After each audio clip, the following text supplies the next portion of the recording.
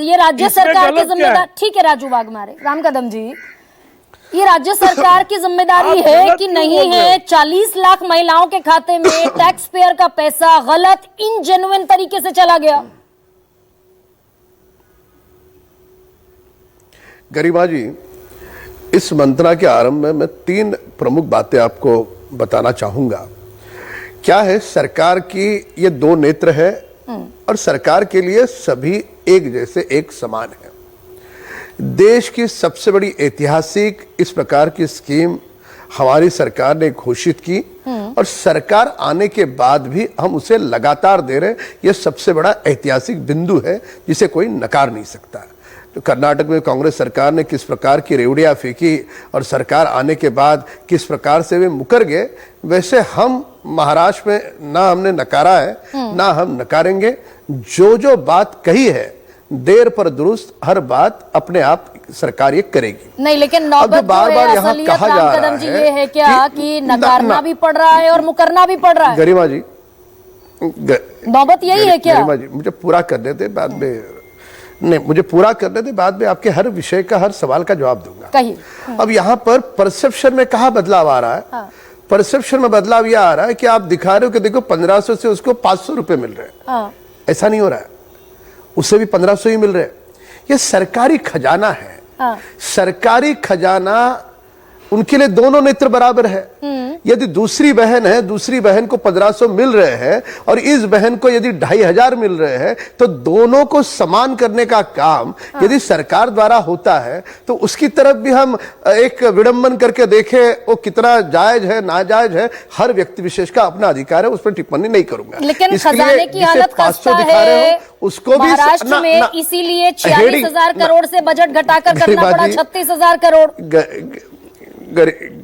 खस्ता है ना हालत खजाने की। केवल मूलभूत बात, केवल मूलभूत बातें मेरी आप बोलने दे मुझे, उसके बाद आप पूरा बोले। तो इसलिए आप जो बता रही है उसको 500 नहीं, उसे 1500 ही मिलना है।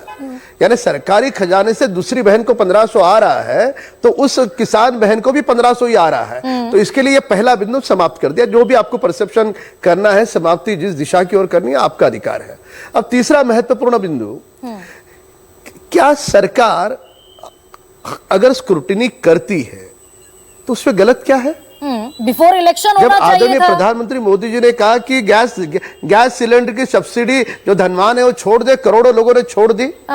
तो कई ऐसी बहनें हैं कि जिनको उन्होंने देखा कि बाबा हमने नहीं लेना चाहिए थी, तब तो एडवांस में किस्तें भरी जा रही थी, 2-2 महीने पहले किस्तें चली गई। बिल्कुल बिल्कुल बिल्कुल आपके बात से सहमत हूँ, बिल्कुल आपके बात से सहमत हूँ, बिल्कुल आपके बात से सहमत हूं। पर क्या आप इस बात को नकारोगी कि हर नया दिन एक नए परिवर्तन को लेकर के आता है, नए सुधार को लेकर के आता है, कि इस बात को आप नकार सकते हो? उस समय भी हमने परिवर्तन किए जो आवश्यक है, जो उस समय परिवर्तन ना आप हर वाक्य को यदि टोकेंगी तो संवाद नहीं हो पाएगा। तो इसलिए उस समय भी हमने परिवर्तन किया, उस समय भी हमने बदलाव किया।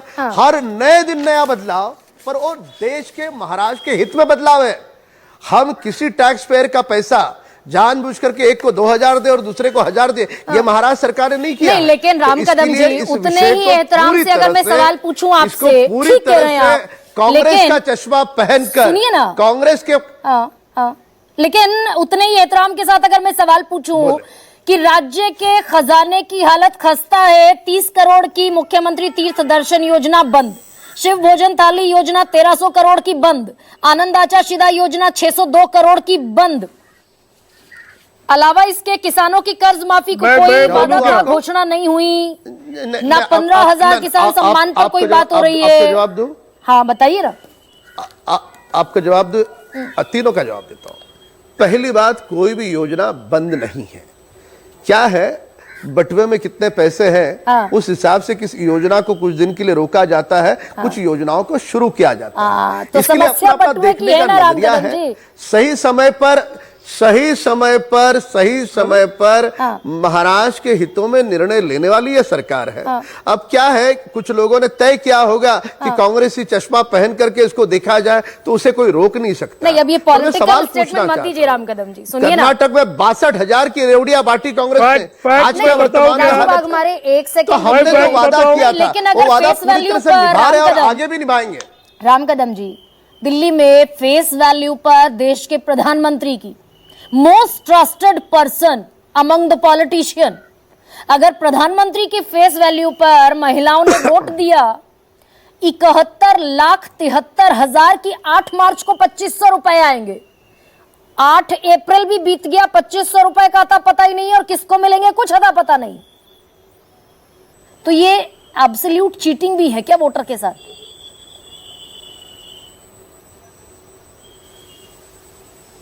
राम कदम जी, क्या सवाल है आपका? दिल्ली में 8 मार्च को क्या सवाल पूछ रहे हैं? खट से पैसे आएंगे तो प्रधानमंत्री ने वादा किया था।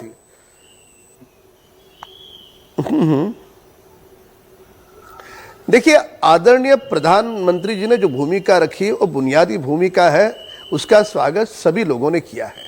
पर हमने महाराष्ट्र में ये योजना लाते समय महाराष्ट्र की जिस प्रकार की अर्थ की व्यवस्था है उस व्यवस्था के प्रारूप हमने योजना लाई है। ला करके 2 महीने 4 महीने चलाओ या चुनाव होने के बाद बंद करो, इस प्रकार की महाराष्ट्र की स्थिति कतई नहीं है। और दिल्ली में किसी दिल्ली एक व्यक्ति को 2-2 योजनाओं का लाभ मिल रहा है। ना बोलने दे आप। एक व्यक्ति को 2-2 योजनाओं का लाभ मिल रहा है तो उसमें यदि महाराष्ट्र की सरकार उसको हरेक को कुछ ना कुछ मिले, ये अगर भूमिका रखती है तो ये भूमिका तो स्वागतार्ह है। इसमें आरोप प्रत्यारोप कटाक्ष राजनीति कैसे कर सकते हो? मैंने कुछ और सवाल पूछा, एक और सवाल पूछा था मैंने। ये तो स्वाभाविक रूप से हो रहा है ना। इसलिए आप स्क्रीन पे जो दिखा रहे हो 1500 का 500, उसे बदलो आप, उसे बदलो ना, उसे बदलने की आवश्यकता है। उसमें लिखना होगा 500 प्लस 1000, यानी उसको भी 1500 मिलेगा, ये बताने की आवश्यकता है। आप जो लिख रहे हो ना, तो हमारी जो किसान बहन है जो घर में बैठ करके ये मंथन देख रही है वो बेचारी चिंतित हो जाएगी कि अब तक तो मेरे खाते में 1500 चिंतित है। क्या हो रहा है? उसके खाते में 1500 ही आने। एक सेकेंड भाई, मैंने एक फेस वैल्यू का सवाल पूछा, मेरे लिए वो सबसे बड़ा सवाल है। मैं अपने देश के प्रधानमंत्री पर भरोसा करती हूँ बतौर महिला। वादा था 8 मार्च को अंतर्राष्ट्रीय महिला दिवस को 2,500 रुपए बैंक में आएंगे, ठग से आएंगे। इधर सरकार बनेगी उधर पैसा आएगा। 8 मार्च चला गया, 8 अप्रैल बीत गया। ये फेस वैल्यू का सवाल बड़ा हो जाता है क्या राम कदम जी?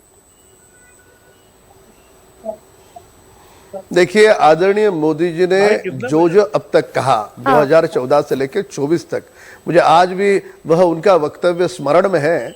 जब 2014 में घाटकोपर में एक सभा में आए थे और तब उन्होंने अटल सेतु की बात की थी। उन्होंने कहा था कि मुंबई का देश का सबसे बड़ा, विश्व में सबसे बड़ी उसकी सराहना हुई। ऐसा अटल सेतु का जब उन्होंने भूमि पूजन किया था तो उस समय उन्होंने कहा था कि भूमि पूजन भी हमारे कार्यकाल में होगा और उसका उद्घाटन भी हमारे कार्यकाल में होगा।